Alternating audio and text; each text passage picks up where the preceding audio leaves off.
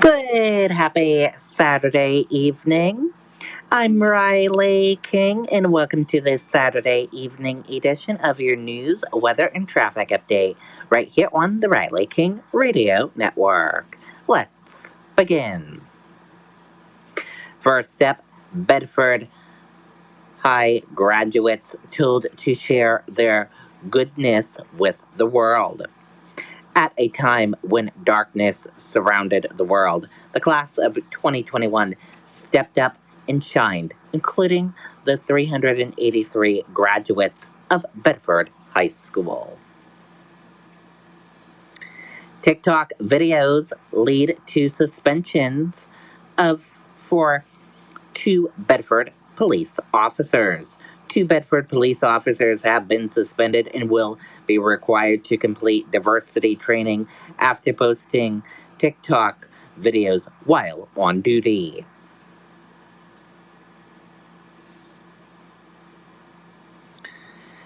NHPR pulling the plug on the exchange at the end of June. The Exchange, an award-winning live call-in show on New Hampshire Public Radio, will end its 25-year run at the end of this month, the station CEO told employees on Friday.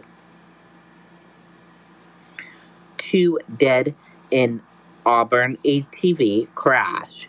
Auburn police said two people died Saturday morning when an all-terrain vehicle crashed.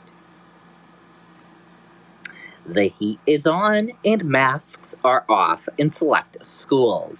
With just days left in the school year, some school districts are lifting their mask mandates or adjusting them as the hot weather approaches.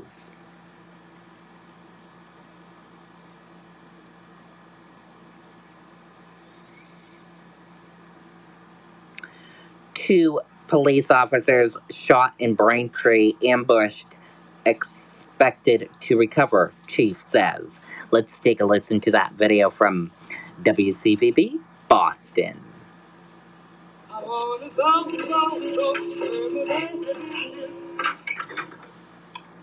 You must be Steven's phone. Know who's on your network and control who shouldn't be with Xfinity X5. Simple, easy, awesome. Well, the good news is that both officers are expected to make a full recovery. Their chief said today. The other could go home from the hospital as soon as next week. For the first, today was the big day.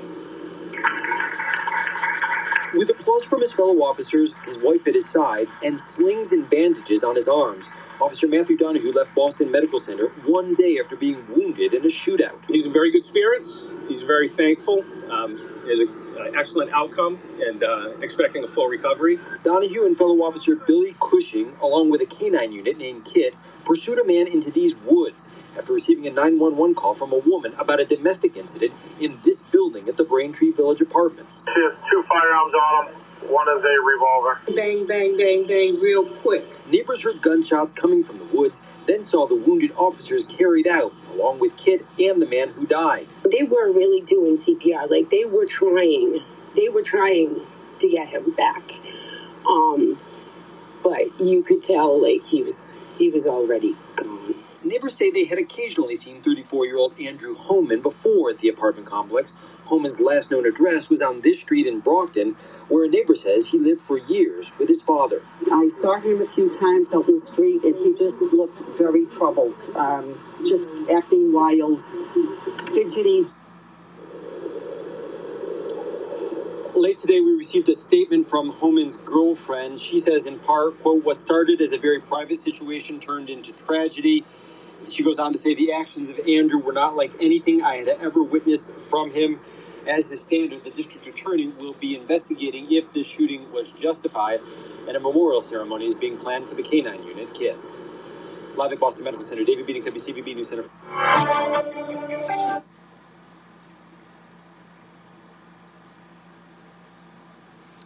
Worcester police officer who died trying to save drowning victim honored and mourned.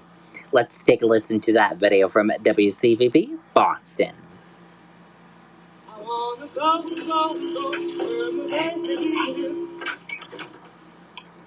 You must be Steven's phone. Know who's on your network and control who shouldn't be with Xfinity XFi.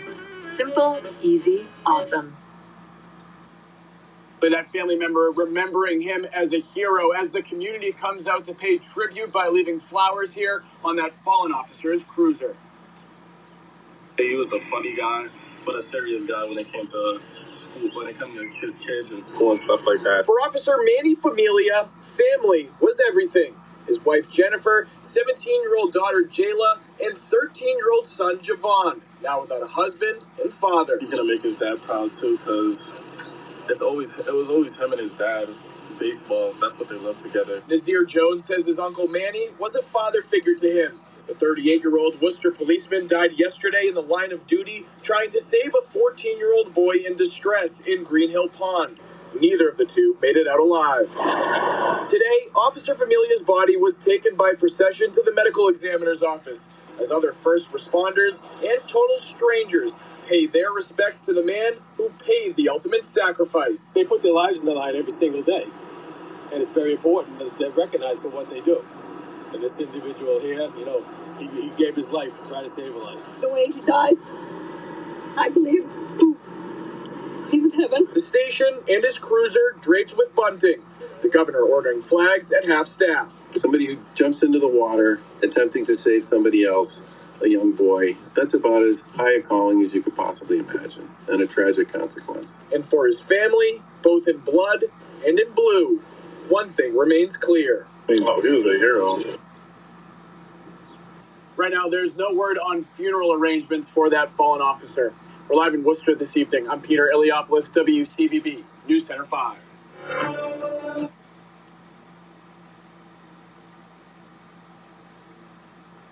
How climate change is impacting Maine farmers and the crops they grow.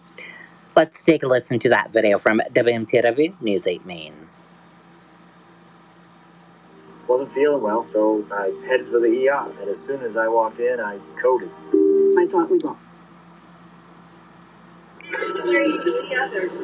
For Goranson Farm in Dresden, spring started early. It's been a pretty exciting year. We've never picked strawberries in May before. Which in some ways is great. Customers can buy berries earlier in the season. We think because of the milder winter and really warm temperatures in the earlier part of the spring initiated early growth. The early harvest is evidence of the unpredictability farmers are facing that's been amplified by climate change. A lot of farmers will say, weather's always changing and we're used to it. And that's true. But the degree of uncertainty and extremes is just an added challenge. Ivan Fernandez is a professor of science at the University of Maine. He's also part of the state's Climate Council. He says warmer temperatures and earlier harvests are just one aspect.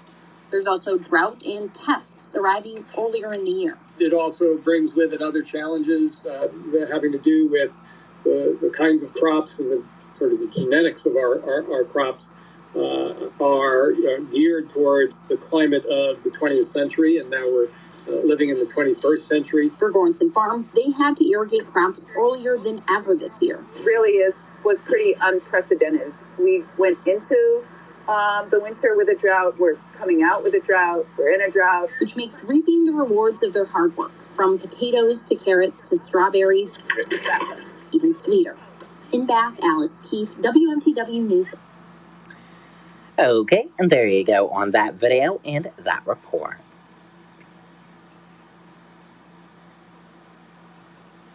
Trump Organization's controller testifies before a special grand jury. Let's take a listen to that video from ABC News. Are your sneezes putting your friends in awkward positions? Stick with Zyrtec. Zyrtec starts working hard at hour 1 and works twice as hard when you take it again the next day.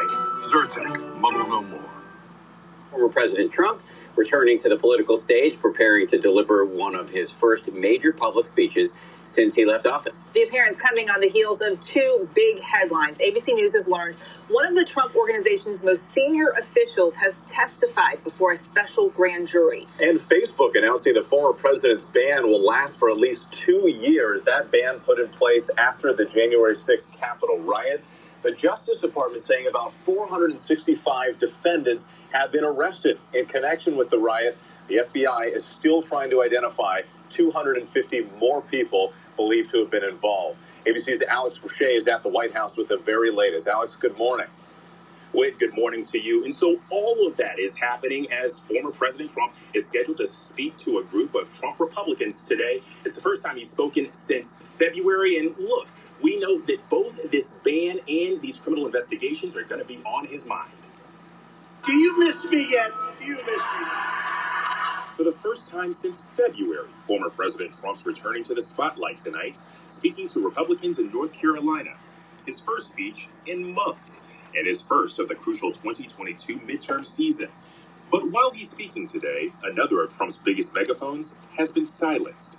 Facebook announcing Trump's ban from the platform will last at least until January of 2023. The social media giant made the announcement Friday, insisting his words were kindling to the chaos on January 6th. The company pointed to videos like this, posted on Facebook to supporters while they were attacking the Capitol. We love you. You're very special. And another post where Trump called the insurrectionists great patriots and to remember this day forever. Facebook writing these severe violations were worthy of the highest penalty available under the new enforcement protocols. Trump's blasted the decision, calling it an insult. He's already been banned indefinitely from Twitter and Snapchat. He's suspended for now on YouTube. But Trump's troubles haven't ended there. ABC News learning the criminal investigations into the former president are revving up. Sources tell ABC News that Trump Organization controller Jeff McConney recently testified behind closed doors to a special grand jury. That body, impaneled by the Manhattan District Attorney, will decide whether to bring criminal charges against Trump, his company, or any employees. I have legally used the tax laws to my benefit and to the benefit of my company, my investors, and my employees. One key focus is whether Trump allegedly inflated the values of assets when beneficial and deflated them for tax breaks. The former president's previously called this investigation a continuation of the greatest witch hunt in American history. Now, sources tell ABC that McConney is the first employee of the former president's company to be called to testify, which could be a sign that prosecutors are burrowing deep within the company's finances. Whit? Now, Alex, I want to go back to that Facebook ban. The former president will be blocked from the social media site for at least 2 years until January 2023. But then what happens after that? Well, so Trump's account won't be immediately reinstated after that 2-year period. Instead, Facebook says that it will look to experts to assess to see whether the risk to public has receded. Eva? Alex Boucher for us there. Thank you so much. Okay, and that's a look at your evening news updates this evening. And now let's take a look at your weather update.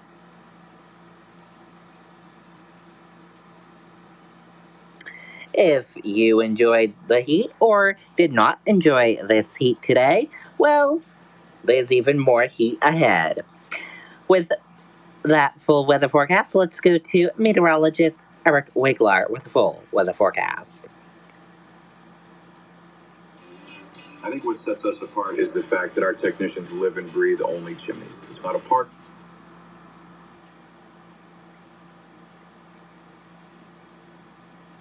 Thanks for clicking on to WMUR.com. I'm meteorologist Eric Weglar. We've had a few showers, downpours, even thunderstorms across part of the state this afternoon. Manchester, for example, saw one go through. The temperatures go from the 80s, rather the 90s, down to the 80s. So the power of rain, and you can see the ominous clouds, too, in Dublin as some storms move to the southeast there.